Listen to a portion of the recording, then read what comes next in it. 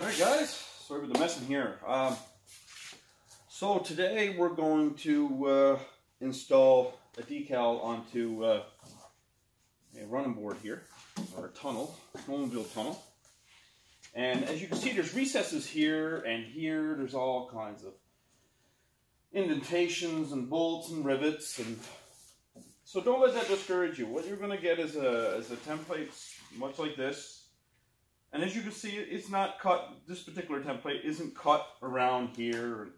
I usually do that all manually on this one, but I just want to show you guys the process of putting this on. This type of material, I don't know if you'll see it in the camera. It's not a high-tack film, it's an air release film. So let's just see if you can see it here on the camera. You'll see like it has some, let it focus for a second here. Yeah, it's probably not going to focus. I was trying to show you guys the air channels, but there's the camera's having a problem picking it up. So anyway, in the resin itself, it's just a hex pattern, and it's just a bunch of channels into the adhesive, which allows the air to escape from the edges, or any recesses, or any holes anywhere. So this is awesome, because in a case like this, where you're putting it on metal and there's recesses everywhere, if this was all high-tack film, again, you'd have piles of bubbles here in the recesses, and you'd never really be able to get it out. You can get some of the majority of it out with, if you a wet application with isopropyl alcohol, but it's still really hard to do. It's not easy to work with. This is awesome to work with. And you may ask yourself, okay, well, the air release vinyl, it doesn't hold up as good as high tack. And the thing about that is, high tack and air release, it's all just a carrier for the ink. What makes a snowmobile wrap last as long is its laminate, the clear protective film that goes over the top of the ink. Now you can get this in all different thicknesses, like most dirt bike wraps. You'll see it with a 12 mil thick laminate. It's really thick.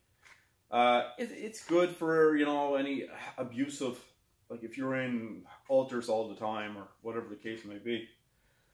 But for the majority of what, like this here is a 7-year high gloss laminate. This should probably last the lifetime of the snowmobile, or quad, or dirt bike, whatever you want to use it on. Is it as tough maybe as the 12 mil laminate? Obviously not. Is it tough enough? In my opinion, yeah. I mean, anybody who's putting the time and effort into making their snowmobiles look as good as they are, or their quads, or their dirt bikes, they're not going to be beating it up into the trees. They're not going to be, you know, they're not going to be abusing it to a point where you would just tear this off, you know? Accidents happen? Yeah, sure they do. These panels are, if you buy it from me or from any supplier really, they're all replaceable. I can print off just separate pieces. You don't have to buy a full wrap. Not from any supplier that you're, or any snowmobile decal shop or whatever the case may be. So I mean, this is relatively cheap if you only had to buy one section. If you beat up the front nose cone, there's only little triangular pieces. It's literally nothing. It's already designed. It's only a matter of putting it into the machine and pushing reprint. So that should basically cost very, very little. What else? Serial numbers. So here you can see we have serial numbers here. I tend to not remove them. You can, upon the customer's request. I prefer to just cover over them, because if it ever comes to a time when you need it to, I don't know, service the machine in a certain way where you need these decals, it's just a matter of peeling off the decal, or even just cutting around that area. You'll see how it's slightly, like the indentation of it will be in the vinyl slightly. So with that in mind, for what's seen from it, I usually just let it go. I usually just cover over the top of it if the customer's okay with it, and that's that. So anyway, I'm not going to go on anymore. Let's get to work at this now. So I'm just going to show you exactly how I do this. The paper's on back of all this. So I'm just going to, in order to get things started, I usually just pull off a section. And in this case, I'm just going to pull off the front section right here. This had a spot cut out for the serial number. A box cutter or a knife, anything at all. Just okay, it's just ripping and probably not what you want. Okay. There's a little piece of dirt here. There we go. There we go. Alright guys. I'm on my lunch break, so it's a little quieter today. Because normally I'm trying to do this and it's just impossible. There's always somebody in and out the door, which is nice. It's nice to see people. But it makes it hard to record videos or anything of that nature. So you can see I only removed, now this stuff, look how easy it's removed. I mean, this adhesive on this vinyl is heat activated. So you can pull this off and on as many times as you want. The adhesive, it doesn't have a high tack. It's not designed to be, it's designed to be removable and to be able to place it. It's supposed to be very friendly to use, you know. If this was high tack, you'd never be able to do this. If you pull this off like this, you'd have glue lines exactly where you pulled it off, because all the glue, the adhesive would build up in the place where you pulled it off. I don't know if that's easy to understand, but what that does is leaves big nasty lines in your graphic kit. It's just hard to look at, you know.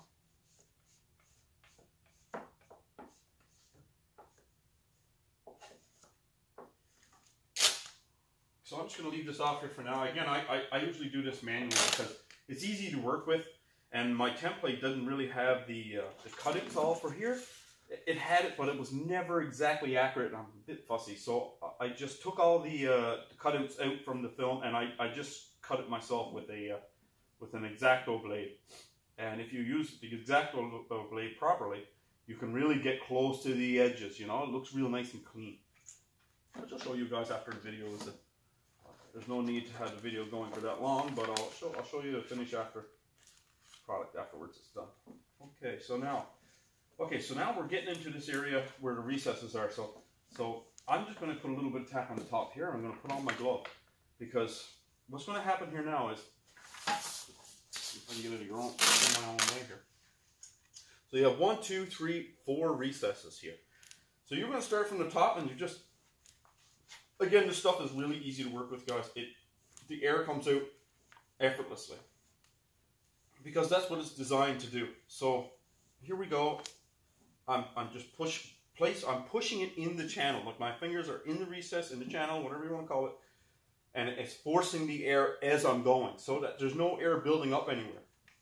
Just remember to not attack one spot. You've got to kind of be thorough and go bit at a time, not go right through the center, because then your edges are all air in them and yada yada yada.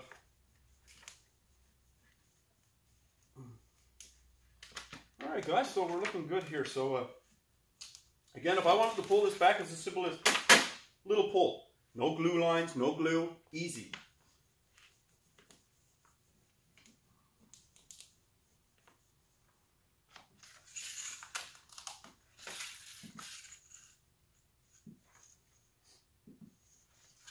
I believe I have one more recess. Yes, I do. Okay. Should have had the running boards a bit more clean than this, because I'm kind of afraid I'm going to pick up some debris and dirt contaminants. But so far, so good.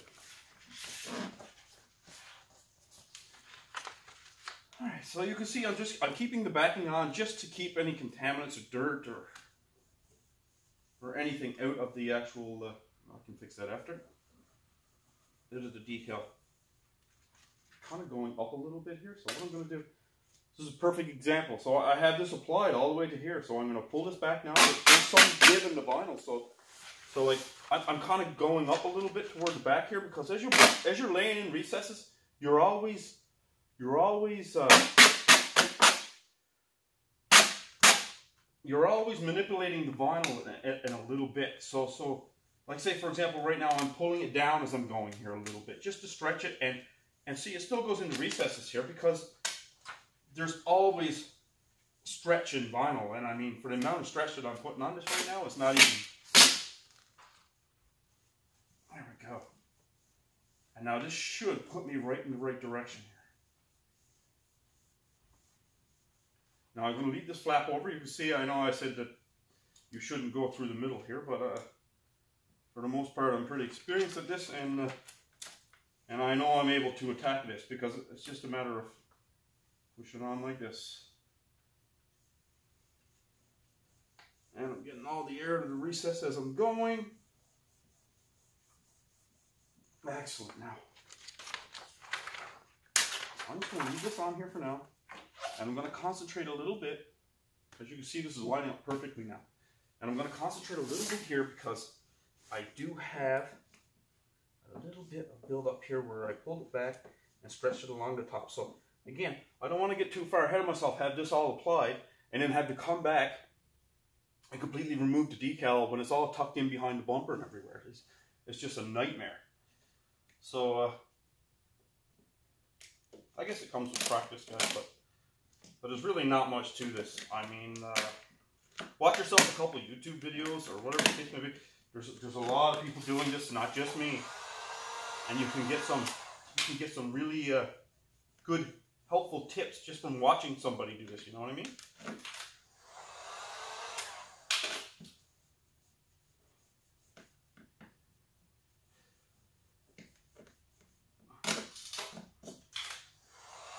If I can ever find the time, I'm going to make a training video of actually designing a wrap. I think would be cool. I don't know how you guys would like that. Maybe you might find it a bit boring, maybe. Some of these wraps are they require quite a bit of time to design. Now I got this pushed right over the decals here. You can still see the serial number that's engraved into the chassis of the snowmobile. And you really can't even tell that the vinyl is over the top of anything. Which is good. That's what you want. Beautiful. And we are good to go, I do believe. Let's just apply this bottom piece here. So I still have to trim all down through here yet, stuff, but for the purpose of this video, I just wanted to get it going. I mean, this is not rocket science. It's just your knife can follow right along the edges of it. You just take your time with it and do a good job. It really looks nice when it's done this way. There's no gaps anywhere. Everything looks nice and clean and just the way it should be, you know. Okay, so we're into all the recesses. Let's continue back here now. There's really nothing that special after this, to be honest with you, but we'll keep the video going anyway. I can always edit it out. So around rivets. Okay, this is a good trick, around rivets. So instead of just applying and hammering into around a rivet, what you'll want to do is you'll start on the one side. This is the front, this is the back side of the rivet. Once it's applied to the back side, pull. Bam. There's no build up and you know, because what'll happen is if you, gee, I don't think the camera's going to pick it up, but if I just apply just now, it'll leave a crease or a buildup of vinyl right down here. That's going to happen because it's not stretching around the rivet. So what you do is when you get to the rivet, you apply the first part of it, the first half of it, then pull. And presto, no buildup, stretches right around the head of the rivet. And as you can see, there's no buildup. Now for this, I don't know what I'm going to do here yet. I may cut out the rivets. There's not really any need to. I could heat it up and leave the rivets there, and maybe I might do that. Who knows? But just to give you an idea of how to get around rivets, because they can be annoying.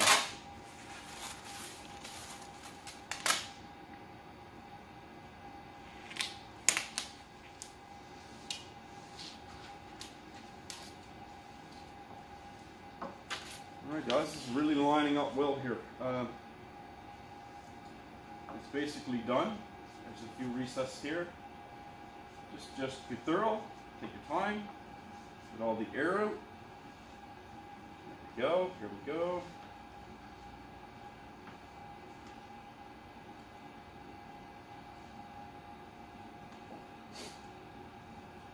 Dirt there in the end, but it's good. So I'll have the trim down here now, behind the bumper. Just a little tiny bit there. And I think I may heat the rivets and apply it and keep it there. Only black, I guess it doesn't really matter. And yeah, that's it. So what I'll do is oh my god, my knees are gone. So I'll get it all done. Now you probably can't even see me here. I'll get it all finished, and I'll do a before and after video, obviously. Maybe I'll zoom in here a little bit so you guys can see the final product and exactly how we go about doing it.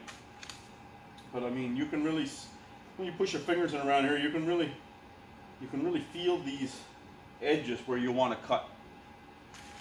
All right, guys, thank you very much for watching.